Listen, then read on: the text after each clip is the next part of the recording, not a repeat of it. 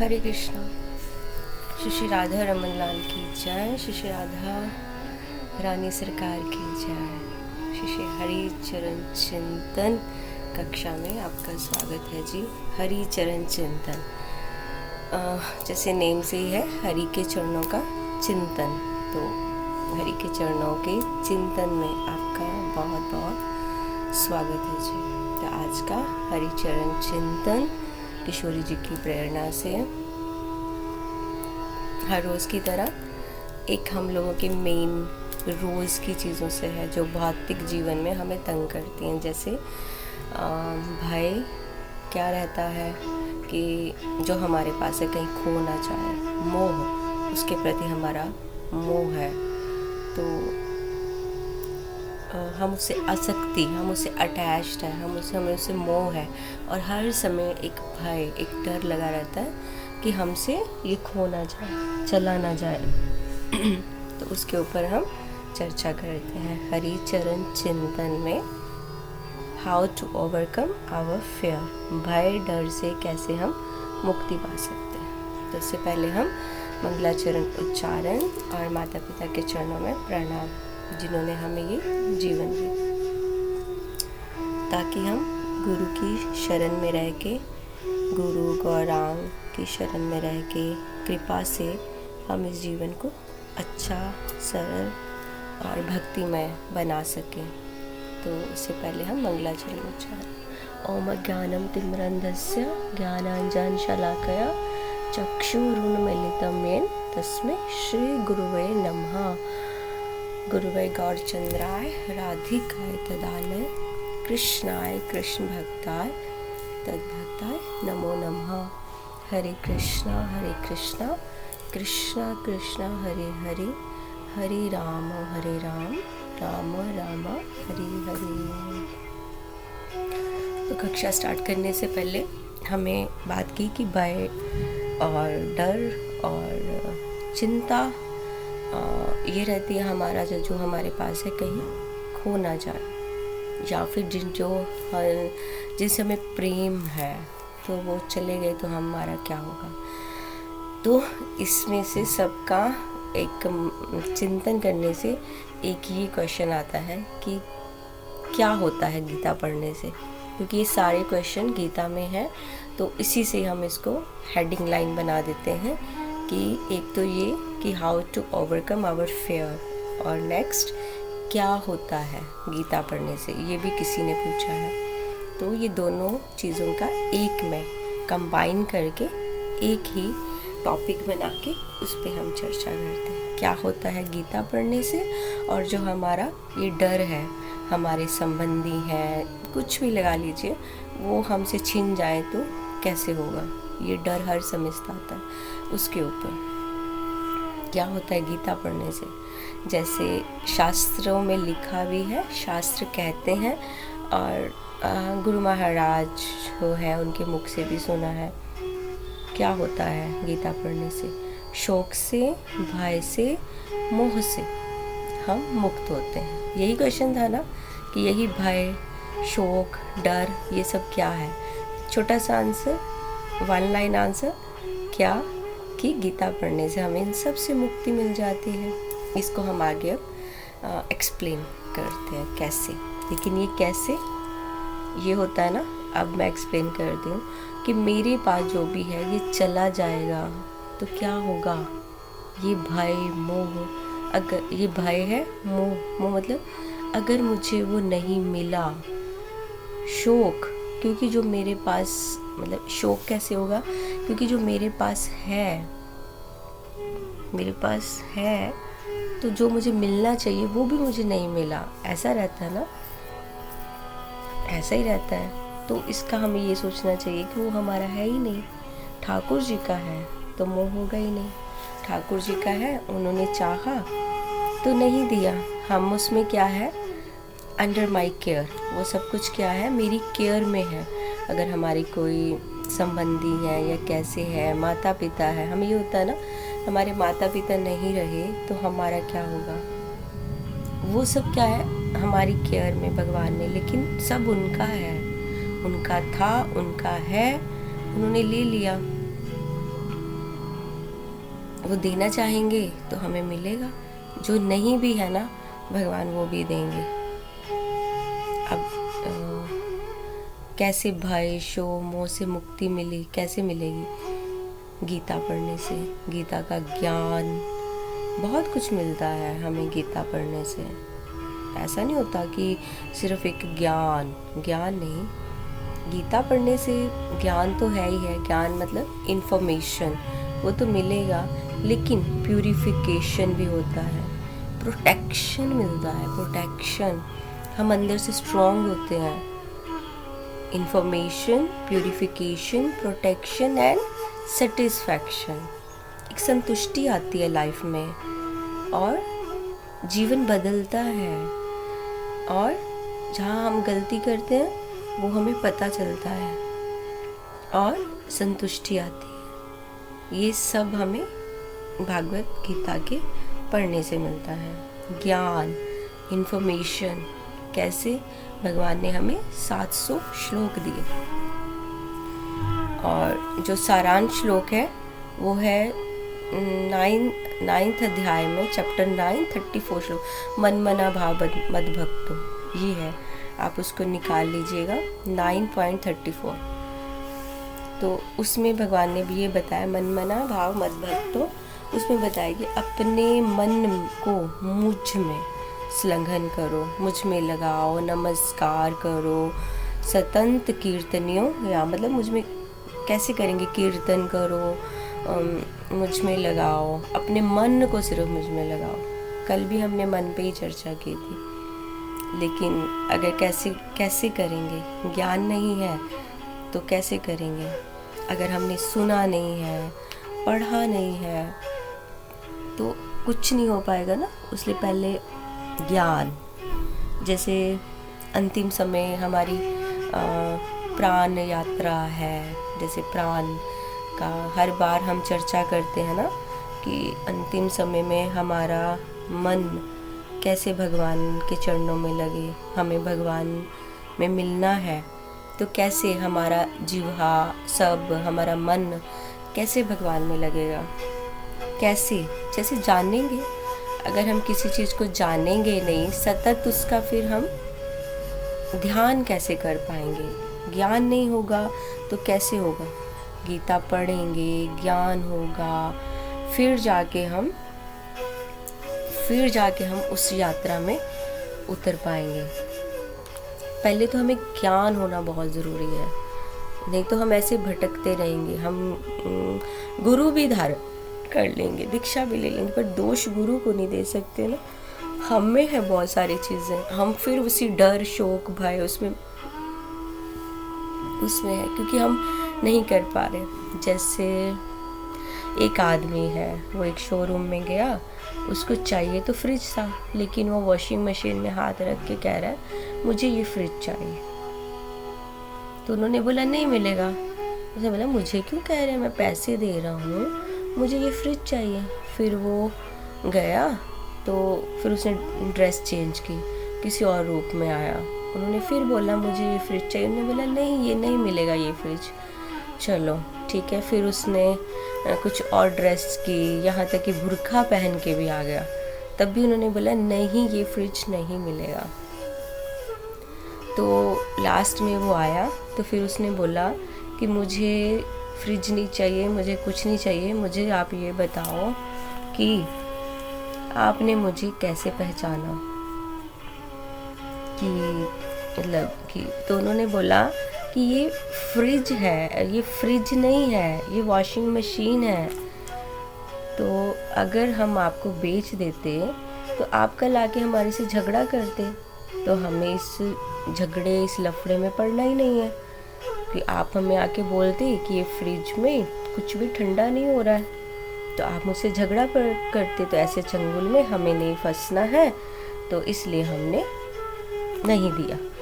तो ये कहने का मतलब है यही स्थिति हमारी है, यही स्थिति है। जैसे बड़ी बड़ी बातें करना, बड़े बड़े क्वेश्चन पूछना, जैसे ये आप सब भी जानते हैं कि भगवान कृष्ण की 16,108 रानियाँ कैसे हैं। उन्होंने अर्जुन और दुर्योधन के बीच में पार्शियलिटी की, अर्जुन को युद्ध मतलब महाभारत युद्ध में कैसे उसको पार्शियलिटी करके उसको जिता दिया, जबकि कर्ण के साथ भी ऐसा ही किया। कर्ण बहुत निपुण योद्धा थे। तो और भी बहुत कुछ कि भगवान ने तो चोरियां की हैं तो वो कैसे भगवान हो सकते हैं। तो इन सब चीज़ों का आंसर मुझे नहीं लगता है कि किया जाए। ऐसे बहुत से लोग पूछते हैं, बहुत लोग पूछते हैं, तो समझ में नहीं आता किसका क्या बोलें। यही स्थिति है कि हम कुछ सेम फ्रिज और वॉशिंग मशीन जैसे, जबकि पहले हमें अपने अंदर झांकना चाहिए। ना तो हम खुद जप कर रहे हैं, ना प्रसाद पा रहे हैं, सिर्फ महाभारत को टीवी पे देख लिया है अच्छे से, और उसमें ये देख लिया वो देख लिया, फिर लोगों की होड़ में वृंदावन चले हैं, जबकि पता नहीं है कि वो क्या चीज़ है। वृंदावन धाम क्या है, धाम में हर चीज़ का महत्व क्या है, वो नहीं पता। फिर यहाँ पे आके ये बोलना है कृष्ण की गर्लफ्रेंड थी राधा रानी, तो उनकी प्रेमिका है उनका, मतलब ऐसे शादी नहीं है तो प्रेमिका। ऐसे क्वेश्चन इतने लोग करते हैं ना कि एकदम दिमाग ऐसे हो जाता है कि क्या बोला जाए।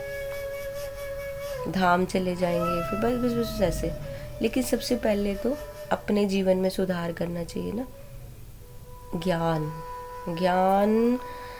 ऐसे जैसे पता उनका जीवन कैसा होगा, जैसे अंधेरा एक कमरा है, अमावस्या की रात होती है ना, अंधेरा बाहर भी है, कमरे में भी अंधेरा है, आंखों पे पट्टी बंदी है और मारा जा रहा। अब उस इंसान को क्या पता कि कहाँ पे पड़ रही है, नहीं पता, कहाँ मार लगी, नहीं पता। जब तक गीता का ज्ञान नहीं होगा ना तो ऐसे ही चलता रहेगा, ये ऐसी ही चीज़ें घेरती रहेंगी। पता कुछ नहीं होगा कि हम क्या पूछ रहे हैं क्या नहीं, कोई परेशानी कम नहीं होगी, कुछ भी कम नहीं होगा। परेशानी ऐसी की ऐसे ही बनी रहेगी, कुछ भी नहीं। जैसे और भी क्वेश्चन आ जाएंगे कि मैं सुंदर, वो कुरूप, अमीर, गरीब, दुख सुख सब। भगवान तो ऐसे बोलेंगे भगवान तो सबके परम पिता हैं, तो फिर हमारे साथ ऐसा क्यों? सुख मतलब हम ही दुखी भोग रहे हैं, वो कितने सुखी हैं। मैं करूप हूँ, वो सुंदर है। लेकिन ये सब चीज़ों में उलझ के ना शांति कहीं भी नहीं है जीवन में, कहीं भी नहीं है। सब चारों तरफ मार ही मिलती रहेगी। क्यों? क्योंकि गीता का ज्ञान नहीं है। जब गीता का ज्ञान होगा, आंखों से वो पट्टी उतरेगी, कम से कम पता तो चलेगा। दुख तो रहेगा ही। क्यों? क्योंकि ये भौतिक संसार है। क्या बोलते हैं? दुखाल्यम शाश्वतम। इसको क्या बोलते हैं? ये जो जीवन, ये भौतिक दुनिया है, इसको बोलते हैं दुखाल्यम। तो दुख तो रहेगा ही। जैसे बारिश आ रही है ना, बारिश बंद नहीं होगी तो छतरी पकड़नी पड़ेगी, कीचड़ भी रहेगा। तो अगर हमें ज्ञान होगा तो हम बोलेंगे नहीं कीचड़ है, चप्पल पहननी पड़ेगी। तो ये सब चीज़ों का कहने का मतलब परिस्थितियाँ सेम रहेंगी, परिस्थिति रहेगी। ऐसा नहीं कि अब हमने गीता पढ़ना शुरू कर दिया तो अब हमारी परिस्थितियाँ चेंज होएगी। करूप है सुंदर हो जाएंगे, गरीब है अमीर हो जाएंगे, परिस्थिति सेम रहेगी। बस गीता का ज्ञान हमें ये बताएगा कि हमें कैसी परिस्थिति में कैसे रिस्पॉन्ड करना है। यही तो गीता से हमें यही तो ज्ञान मिलेगा। क्यों? कि यहाँ तक कि ज्ञान के बिना भक्ति भी नहीं है। भक्ति क्या है? अंधी है। और भक्ति के बिना ज्ञान लंगड़ा है। भक्ति करते हैं ना ज्ञान से, जब जुड़कर करते हैं तो समझ आती है, समझ कर करते हैं कि भगवान कौन है, हम क्यों आए हैं इस संसार में, ये जीवन क्या है। तब हम अपने जीवन ये नहीं है कि अपने जीवन अपने शरीर को सजाया सुंदर कपड़ों से और बस इधर घूम लिया उधर घूम लिया, रील्स बना ली, अपडेट कर दी, अब उसमें सारा दिन चेक करना है कितने कमेंट आए हैं, कितने लोगों ने देखा है और मेरी पिक्चर पे किसी ने क्या लिखा है, wow you are very beautiful gorgeous this that. नहीं, ये जीवन नहीं है। गीता हमें इस तरह का ज्ञान देगी कि भक्ति करने से हमें क्या है, हमारे जीवन रियल में क्या मकसद है इस दुनिया में आने का, बहुत सारी चीज़ें, और हमें सहायता भी करेगी और हमें शक्ति, जैसे पहले बोला स्ट्रेंथ मिलेगी, प्रोटेक्शन मिलती है। जैसे डे टू डे लाइफ में कभी हम लो फील करते हैं ना, डे टू डे लाइफ में, तो हम क्या पीते हैं, कोई प्रोटीन ड्रिंक पी लेते हैं। तो गीता क्या है, वो प्रोटीन ड्रिंक, ग्लूकॉन या ग्लूकोज डी ऐसे। उससे क्या होगा, हमारे मन को शक्ति मिलती है। जैसे साबुन और पानी से नहाते हैं ना, तो हमारा बॉडी शुद्ध होती है ना, क्लीन होता है। संसार मल नाशनम, जो क्लेश है, मन की अपवित्रता है, इन सब का नाश भागवत गीता से होता है। पता चलता है कि टेम्परेरी है लाइफ, कुछ ऐसा नहीं है। मन में जो क्लेश पड़े हुए हैं, कि मन हमें कितनी चीज़ों में बोलता है ना, गाइड करता है। एक मन बोलेगा अच्छे वर्ग तरफ जाना, एक मन बोलेगा नहीं बुरा जाना, एक मन बोलेगा भक्ति करना, दूसरा मन बोलेगा नहीं, एक बार तो जीवन मिला है, अब भी अच्छे से एंजॉय करते हैं, गोवा ट्रिप करते हैं, ऐसा करते हैं। तो इस पे एक बात बताती हूँ। हमारे गुरु महाराज तीर्थ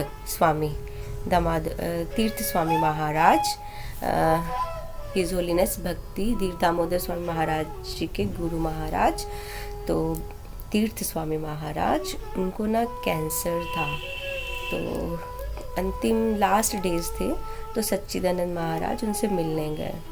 तो उन्होंने बोला, महाराज मतलब एक बात कुछ ऐसी बता दीजिए जिसको मैं हमेशा, मतलब हम हमेशा याद रखें। तो महाराज ने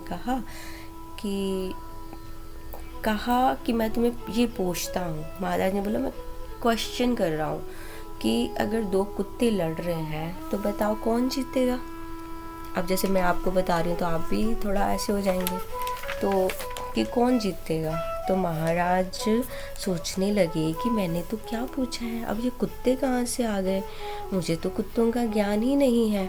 तो उन्होंने महाराज को बोला, महाराज समझ नहीं आया है तो आप बता दीजिए। तो भक्ति तीर्थ स्वामी महाराज जी ने बोला कि सिंपल सी बात है, जो शक्तिशाली होगा वो जीतेगा। अच्छा, फिर उन्होंने इसको एक्सप्लेन किया कि जैसे हमारे अंदर दो तरह के कुत्ते हैं, एक अच्छे काम करने को, मतलब हमें वो करता है ना, तो एक बुरा काम करने को। एक अच्छे काम करने वाला है, एक है माया का कुत्ता, और दोनों में ना हर समय युद्ध होता है। एक हमें बोलता है जप करो, तो दूसरा बोलेगा नहीं टीवी देखो।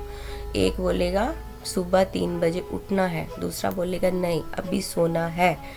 एक बोलेगा प्रसाद पा लिया 9 बजे अभी सोना है, तो एक बोलेगा नहीं ये सोने का टाइम नहीं है, स्वाध्याय करना है, कुछ पढ़ना है। तो नहीं, जीतेगा कौन, जिसको हमने पोषण, जिसको हमने पाला होगा, तो वही जीतेगा। मतलब ये पसंद हो ना हो, जप करना है, गीता पढ़ना है, प्रसाद पाना है, साधना करनी है, तो जो अच्छे वाला कुत्ता है ना, उसको वो शक्ति मिलती जाएगी। तो माया से जब युद्ध होगा तो उस शक्ति से वो जीतेगा। अगर आप समझ सको तो इससे काफ़ी कुछ क्लियर होगा। इसी तरह संत एकनाथ जी, वो संत एकनाथ का सुना होगा आपने, वो बहुत प्रवचन करते थे। तो एक बार एक प्रभु जी कथा के बाद उनके पास आए, उन्होंने बोला कि एकनाथ जी आप तो इतना अच्छा कथा करते हो, तो क्या आपका मन नहीं करता पाप करने को। पहले वो चुप रहे, उसको देखते रहे, फिर उन्होंने बोला कि चुप रहो, ये सब कुछ मत पूछो, तुम्हारे माथे पे लिखा तुम 7 दिन के अंदर मरने वाले हो। अच्छा, उसको इतना उन्होंने बोला आप जाओ, तुम तो 7 दिन में उसको अच्छा मैं मरने वाला हूँ। वो सीधा अपने घर गया, उसने सब अपने बैंक अकाउंट, सब पॉलिसी, सब बच्चों के बारे में सब कुछ करना शुरू कर दिया।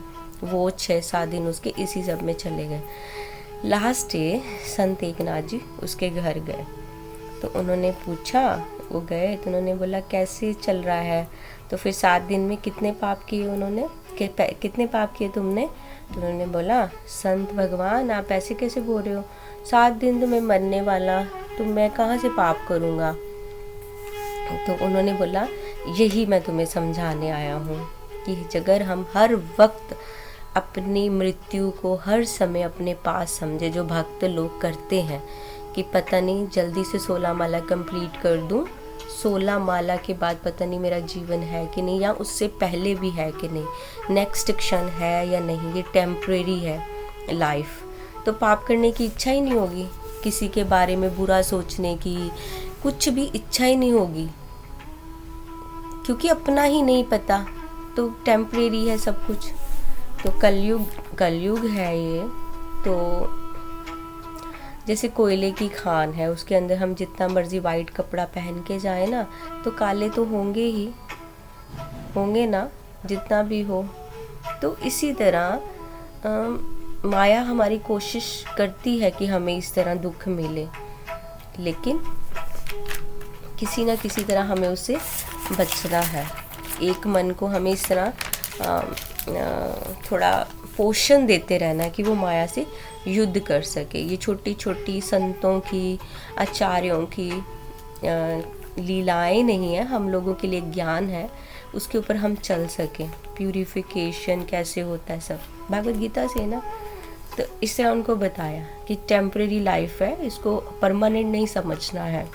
तो अपना कर्म, मन नहीं लगे जप में करो, भागवत गीता पढ़ने में मन नहीं है पढ़ो, आचार्यों की हर वाणी को सुनो, नहीं हो रहा ना, समझ नहीं आ रहा तब भी श्रवण करो।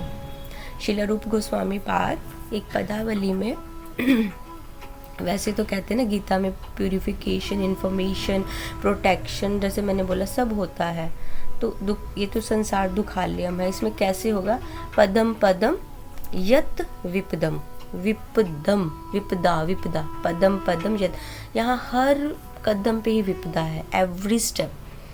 तो रूप गोस्वामी पाद ने पद्यावली में बोला, अहो अहो बीना कले विधीयते सुधा सुधारा मधुरम, पदे पदे दिने दिने चंद्र चंद्रेषु शीतले, यशो यशोदा तनु अस्य गीयते। मतलब अहो अहो बी कले विधूयते, जो यशो यशोदा तन अस्य गीयते, तनु अस्य गीयते, जो यशोदा के बेटे का गुणगान करता है, उसको सुन रहा है, उसको कभी भी कली कलेश छू भी नहीं सकता है।